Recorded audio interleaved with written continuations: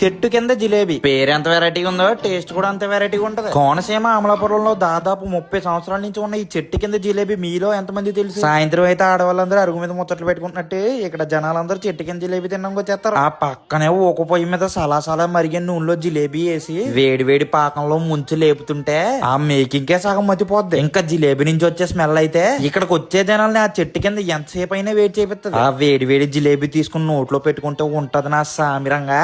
ఎంత జిలేబీ అయినా ఒక్కడే తినేస్తాడు. అలా ఉంటాయి మరి మా గోదావరి రుచులు. ఒక్కసారి జిలేబీ తిన్నోడు మళ్ళీ మళ్ళీ వస్తాడు, తినలేనోడు ఎప్పుడు తిందామని ఎదురు చూస్తాడు. ఇది ఒకటే కాదండో, పెసర పునుగులు కూడా ఉంటాయి. పైన కారం జల్లి నిమ్మకాయ పెట్టిస్తారు. ఆ నిమ్మకాయ పిండుకుని తింటుంటే ఒకవైపు కారంగా ఇంకోవైపు పుల్లగా ఉంటది. అది తిన్నవాడికే కాదు చూసినోడికి కూడా నోరు ఊరిపోద్ది. ఓ పక్కనేమో స్వీట్, ఇంకో పక్కనేమో హాట్. ఈ కాంబినేషన్ మాత్రం సూపర్ హిట్. వీటితో పాటు మన గోదావరి పిండి వంటలు కూడా ఉంటాయి. అయినా ఇక్కడ జిలేబీకి స్విగ్గీ జొమాటో ఉండడం ఏంటండి బాబు? ఇది ఎంత ఫేమస్ చెప్పాలంటే ఇంతకన్నా పెద్ద రీజన్ అవసరం లేదనుకుంటా. అమలాపురం నల్లొంతునికి వెళ్లే దారిలోనే ఉంటది ఈ చెట్టు కింద జిలేబీ. మన గోదావరిలో ఎంతమంది ఈ వీడియో చూస్తున్నారో పాలు కమెంటింగ్ చేయండి.